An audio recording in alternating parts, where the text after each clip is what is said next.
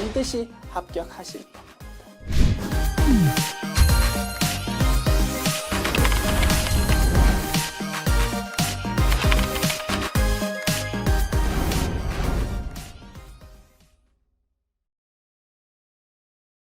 안녕하세요. 제1장 회계의 기본 원리 보겠습니다. 회계 전반에 걸쳐서 적용되는 개념이라던가 용어를 쭉 살펴볼 것이고요. 이번 시간 강의에서는 제1절 회계의 기본 개념 보겠습니다. 제1장 내용 중에서도 특히나 기본이 되는 개념들을 살펴볼 것입니다. 이번 단원에서 이러한 내용들 공부할 것이고요. 출발합니다. 먼저 회계의 정의. 회계란 회계정보 이용자가 합리적인 판단과 의사결정을 할 수 있도록 기업 경제적 활동에 관한 유용한 정보를 식별, 측정, 기록하여 전달하는 과정이랍니다. 문장이 긴데요.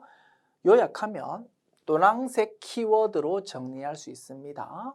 회계정보 이용자에게 유용한 정보를 제공하는 것이 회계의 정의입니다. 그리고 회계의 목적 또한 똑같습니다. 회계정보 이용자한테 유용한 정보를 잘 제공하는 것이 회계의 목적이 되겠습니다. 됐지요? 회계정보 이용자한테 유용한 정보 제공하는 것이 회계의 정의이자 목적이다. 회계의 필요성은 경제 규모가 커짐으로써 점점 필요성이 커졌답니다. 당연한 소리입니다. 과거에는 기업 규모가 크지 않았습니다. 회사 주인이 직접 회사를 경영한다 이겁니다. 구멍가게입니다. 회사 주인이 직접 구멍가게 운영하다 보니까 내 가게가 잘 운영되고 있는지 아닌지를 누구보다도 내 자신이 잘 알고 있습니다. 회사 주인이 직접 경영하다 보니까. 그와 달리 경제 규모가 커짐에 따라서 주식회사라는 형태가 등장했다 이겁니다. 주식회사는 회사 주인은 그 회사 주식을 들고 있는 주주입니다. 그와 달리 회사 경영하는 사람은 회사의 전문 경영인입니다. 회사 주인 따로 경영하는 사람 따로다 이겁니다. 그러다 보니까 주주들이 내가 주식 가지고 있는 회사가 잘 돌아가는지 궁금해할 거고요. 경영자는 잘 돌아가고 있습니다를 잘 보고하고 싶어 한다 이겁니다. 그러다 보니까 회계 필요성이 커지게 되었다. 아시겠지요? 이 회계 정의와 회계의 목적에 대해서 살펴보았고요. 자, 그 다음 회계의 정의 무엇이라고요? 회계정보 이용자한테 유용한 정보 제공하는 거라고. 그러면 회계정보 이용자는 도대체 누구인지 한번 살펴보자 이겁니다. 회계정보 이용자라는 거는 기업에 대해서 뭔가 좀 궁금해하는 사람들을 회계정보 이용자라고 부르고요. 기업을 중심으로 회사 안에 있는지 밖에 있는지에 따라서 회사 안에 있는 내부 정보 이용자, 회사 밖에 있는 외부 정보 이용자로 이렇게 나눌 수 있습니다. 자, 회사 안에 있는 내부 정보 이용자 누구겠습니까? 경영자입니다. 내가 경영하고 있는 회사가 잘 돌아가고 있는지 궁금하다 이겁니다. 종업원, 내가 고용되어 있는 회사가 잘 돌아가고 있는지 궁금할 겁니다. 월급은 잘 받을 수 있을까? 궁금할 수 있다 이겁니다. 회사 밖에 있는 외부 정보 이용자, 주주, 기업에 대한 주식을 들고 있는 회사 주인, 그지? 주주를 투자자라고 부릅니다. 그리고 기업이 은행으로부터 돈 빌릴 겁니다. 기업한테 돈 빌려준 은행 관심이 있을 겁니다. 우리가 돈 빌려준 그 기업이 잘 돌아가고 있는지, 나중에 원금이랑 이자를 잘 받을 수 있는지, 기업이 잘 돌아가야 원금이랑 이자를 받을 거 아닙니까? 그죠? 궁금해할 겁니다. 거래처, A라는 기업하고 외상 거래를 했답니다. 나중에 받을 돈 잘 받을 수 있을 것인지 궁금할 겁니다. 과세기관, 국세청에서도 A라는 기업이 돈 얼마 버는지, 세금 잘 내고 있는지 관심이 있을 겁니다. 그리고 일반 대중들, 지금은 주식을 들고 있지 않지만 그 회사 주식을 구입할지 한번 고민하고 있다 이겁니다. 그러면 일반 대중도 잠재적 투자자로서 기업에 대해서 관심을 가진다 이겁니다. 그지? 이런 사람들이 외부 정보 이용자입니다. 자, 회계의 종류 봅니다. 자, 회계의 정의가 무엇이라고? 정보 이용자한테 유용한 정보 제공하는 것이라고. 그러다 보니까 회계의 종류도 주 대상으로 하는 정보 이용자가 누구인지에 따라서 종류가 두 개로 나눠진다 이겁니다. 기업 외부의 외부 정보 이용자한테 정보 제공하는 회계를 재무회계라고 부르고, 기업 내부에 있는 내부 정보 이용자한테 정보 제공하는 회계를 원가회계라고 부른답니다. 아시겠지요? 내가 제공하려고 하는 정보 이용자가 외부인지 내부인지에 따라서 회계 종류가 달라지는 거다. 자, 재무회계 살펴봅니다. 외부 정보 이용자들은 엄청 다양했다, 그지? 다양하다 이겁니다. 정보 이용자들이 다양하다 보니까 이 다양한 사람들에 대해서 공통적인 욕구를 충족시키기 위해서는 할 수 없어. 이 사람들이 전부 다 공통적으로 이해할 수 있는 정해진 약속에 따라서 회계 처리하고 보고서를 작성해야만 한다 이겁니다. 그래야만 모든 사람들이 그치? 공통적으로 딱 이해하면서 해석할 수 있을 거다.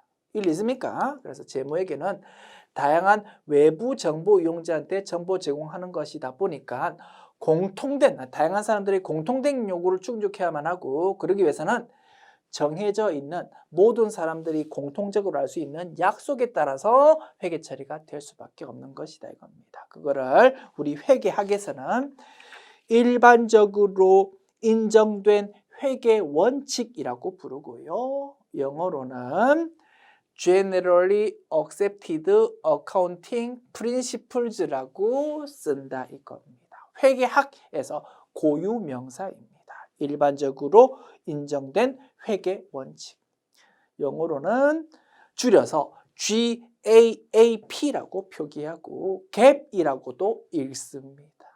됐지요? 고유 명사다. 그래서 노란색으로 표시했습니다. 한글로 번역은 일반적으로 인정된 회계 원칙. 우리 교재 표에 이렇게 명시해 놓았다, 그지? 일반적으로 인정된 회계 원칙. 고유 명사니까 잘 알아둡시다. 공통된 약속, 갭에 따라서 회계 처리하고, 모든 사람들이 공통적으로 잘 이해할 수 있는 정형화된 약속에 따라서 보고서가 작성되어야 된다 이겁니다. 그거를 재무제표라고 부른답니다. 모든 사람들이 알아보아야 된다라는 의미에서 재무제표 앞에다가 일반 목적이라는 단어를 붙이기도 합니다. 됐지요? 다양한 외부 정보 이용자를 위한 것이다. 재무제표 또한 우리 회계학에서 고유 명사입니다. 재무정보가 표시되어 있는데 여러 개의 표다 이겁니다. 재군들 이런 말 들어보았다, 그지? 여러라는 의미입니다. 여러 가지 표이고 재무제표이다. 정형화된 틀의 딱 보고서가 되겠다. 이것이 재무회계에 대한 내용입니다.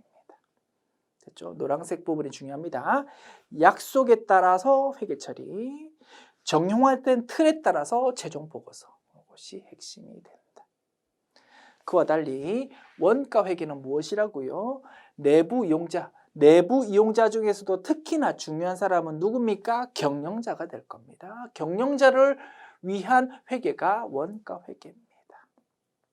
자, 경영자한테 필요한 정보를 제공하는 회계다 보니까 정보 이용자가 딱 제한되어 있다, 그지? 그러면 경영자 중심으로 작성하면 됩니다. 경영자의 필요에 따라서 이런 정보가 필요하다 그러면 그 상황에 맞게 보고서 작성, 저러한 정보가 필요하다 그러면 그 상황에 맞게 또 보고서 작성. 그러면 굳이 정형화된 틀이 필요 없다 이겁니다. 궁금해하는 그 내용만 잘 나타내면 되거든요. 그러다 보니까 특수목적 보고서라서 약속된 양식이 아니고 정해진 양식이 아니고 자유로운 양식으로 작성할 수 있다 이겁니다. 이런 점에서 재무회계, 원가회계가 차이가 있는 것이다. 일리 있습니까? 자, 그리고 우리 책에서 배울 내용은 재무회계의 가장 입문 단계 내용을 공부하게 되는 겁니다. 원가 회계라는 것은 재무 회계를 알아야 그 다음 단계로 공부할 수 있는 거다 이겁니다. 우리 책에서는 재무 회계의 입문 단계 과정을 공부하게 되는 거고, 그것이 모든 회계 영역의 근간이 되는 것입니다. 자, 회계의 종류까지 살펴봤고요. 이제 그 다음부터 몇 가지 등장하는 것은 회계학에서 사용하는 용어들입니다. 우리가 앞으로 공부하면서 이러한 용어를 접했을 때 생소해할 수 있을 것 같아서 한번 쭉 소개해 드린다 이겁니다. 자, 먼저 기업 실체라는 용어요. 자, 회계학에서는요, 회계 처리하고 보고서 작성해야 되는데 그 기준이 무엇이라고요? 바로 기업 중심으로 작성해야 된다라고 본답니다. 예를 들어서 A라는 기업이 있는데 회사 주인, 즉 주주가 only 홍길동 한 명인 상황이다라고 가정합시다. 회사 주인 한 명이야. 그러면 그 회사 주인 홍길동이 A 기업을 좌지우지할 수 있을 거다 이겁니다. 설사 그렇다 하더라도 장부를 작성하고 보고서를 만드는 거는 철저하게 회사 기준으로 작성해야 된다 이겁니다. 만약에 홍길동이라는 사람이 A 기업에 1억 원을 돈 투자했습니다. 그럼 회사 장부에는 1억 원이라는 돈만 딱 기록되면 되지 그 외의 홍길동 개인적인 내용은 절대 들어가면 안 된다 이겁니다. 홍길동 개인이 로또에 당첨이 되어가지고 갑자기 10억 원이라는 돈이 생겼어. 그렇다 하더라도 그거는 홍길동 개인적인 상황이고 회사 입장에서는 홍길동이 회사에 투자한 1억 원만 딱 장부에 기록되면 된다 이거지요. 일리 있습니까? 이런 거를 우리 회계학에서는 기업 실체의 가정이라고 부른답니다.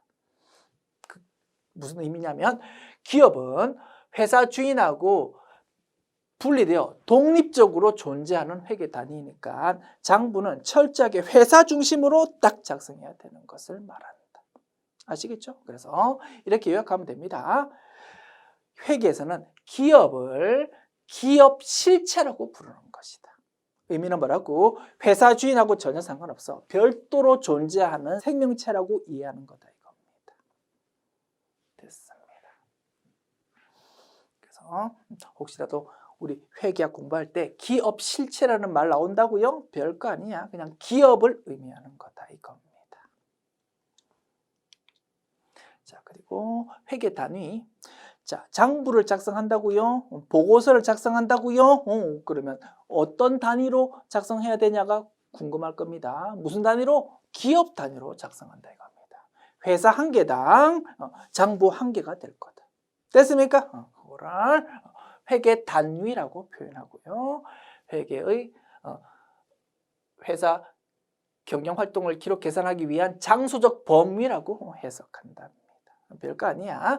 기업 한 개가 하나의 회계 단위가 되는 거다. 됐습니다.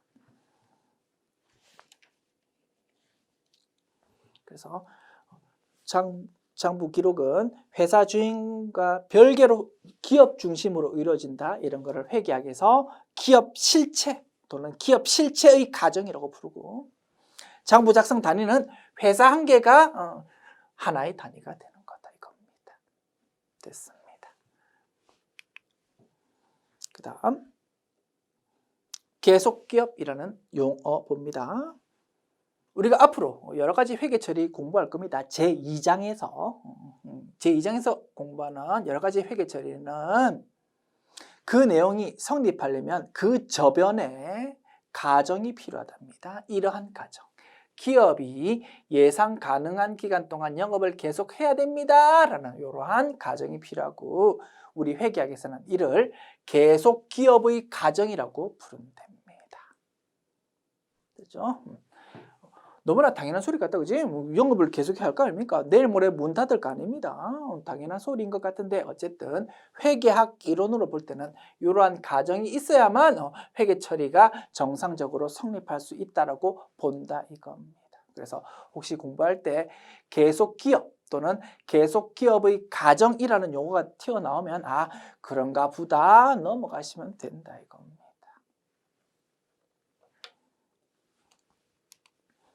그다음 회계기간, 그리고 회계연도, 동의어입니다. 똑같은 의미, 요 용어 설명드립니다. 자, 계속 기업을 가정한다고 했습니다. 영업을 계속하는데 문제가 있습니다. 영업을 계속하면 영업 끝날 때까지 우리가 기다릴 수가 없다 이겁니다. 회사가 잘 돌아가는지를 보고하기 위해서는 인위적으로 기간을 딱 끊을 필요가 있다, 그지? 그거가 뭐라고요? 회계기간 또는 회계연도다 이겁니다. 인위적으로 딱딱 기간을 끊을 수밖에 없고, 요거를 시간적 범위라고 해석할 수 있다. 그래서 장수적 범위는 뭐라고? 회계 단위, 회사 한 개당 장부 한 개. 시간적 범위는 뭐라고? 인위적으로 기간 끊는 거야. 일반적으로 1년 단위로 끊을 거다 이겁니다. 1년마다 회사에 대해서 딱딱 보고를 한다. 됐습니다. 자, 상세하게 보면 기업은 1년 초과하지 않는 범위 내에서 회계기간 정할 수 있답니다.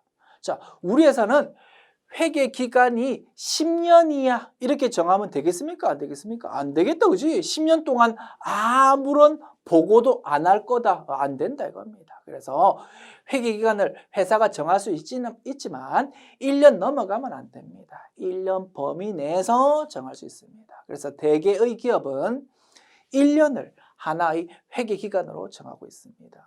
그런데 뭐 예외적으로 우리 회사는 6개월을 하나의 회계기간으로 할 거야 라고 할 수도 있다 이겁니다. 자, 그리고 1년을 회계기간으로, 하나의 회계기간으로 하는 회사가 제일 많은데 1년을 하더라도 꼭 1월 1일부터 할 필요는 없습니다. 올해 4월 1일부터 그 다음 연도 3월 말까지 이렇게 1년을 하나의 회계기간으로 정할 수도 있다 이겁니다. 회사마다 조금씩 달라질 수 있어. 그런데 실물을 보면 제일 많은 회사가 어떤 형태겠습니까? 해당 연도 1월 1일부터 12월 말까지를 하나의 회계기간으로 보는 회사가 제일 많을 거다 이겁니다. 일리 있습니까? 그래서 이런 기업들을 12월 말 결산 기업이라고 부른답니다. 됐습니다. 뭐 그러면 파생시켜서 퀴즈 내볼까? 이 회사는 X1년 4월 1일부터 그 다음 연도 X2년 3월 31일까지 이렇게 1년을 하나의 회계기간으로 보는 회사래. 제1기는 이렇고 제2기는 X2년도 4월 1일부터 X3년도 3월 31일까지. 그치? 뭐 이런 회사가 있을 수 있어. 이런 회사는 무슨 기업이라고 부르겠습니까? 12월 말 결산 기업이 아니고 3월 말 결산 기업이라고 부를 수 있을 거다 이겁니다. 됐지요? 용어 실무에서 많이 쓰니까 소개하여 드렸습니다.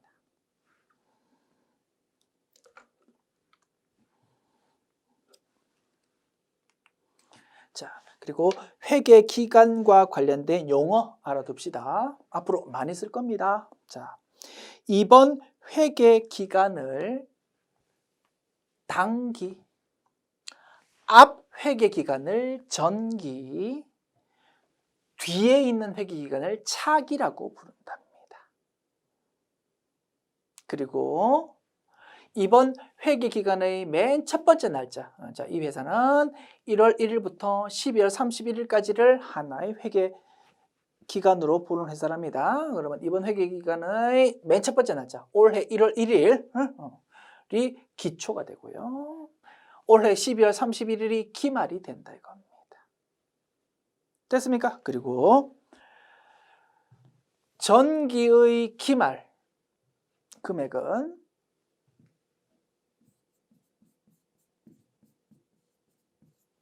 단기 기초로 넘어온답니다. 예를 들어서 작년도 말 회사의 통장에, 예금 통장에 100만 원이라는 돈이 들어가 있답니다.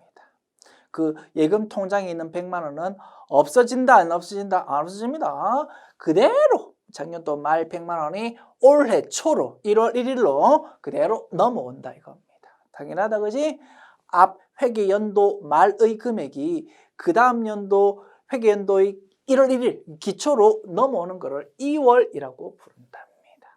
그래서 정기 기말 금액이 단기 기초로 넘어오는 것을 전기 2월이라고 부른대요. 전기로부터 2월 되었습니다를 줄여서 전기 2월이라고 부르는 것이다.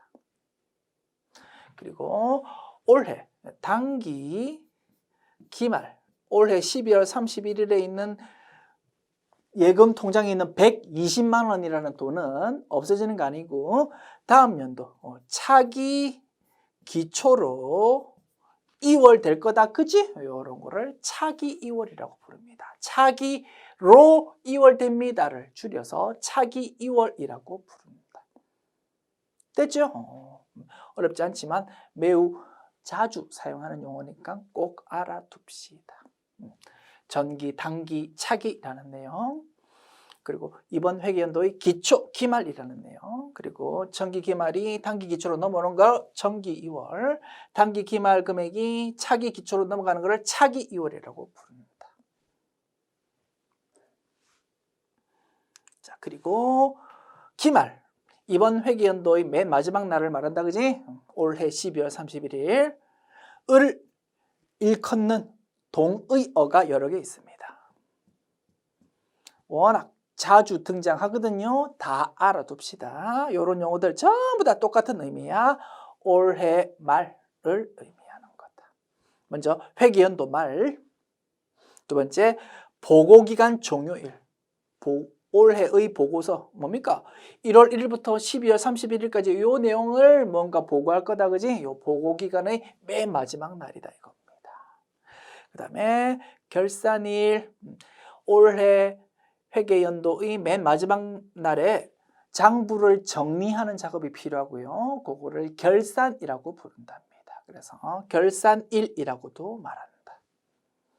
그 다음에 재무상태표라는 보고서를 좀 이따 구경할 건데요. 그 재무상태표가 작성되는 기준 날짜는 이번 회계연도의 맨 마지막 날 기준으로 작성한답니다. 그래서 올해 기말을 재무상태표일이라고도 부른대요. 됐지요? 동의어입니다.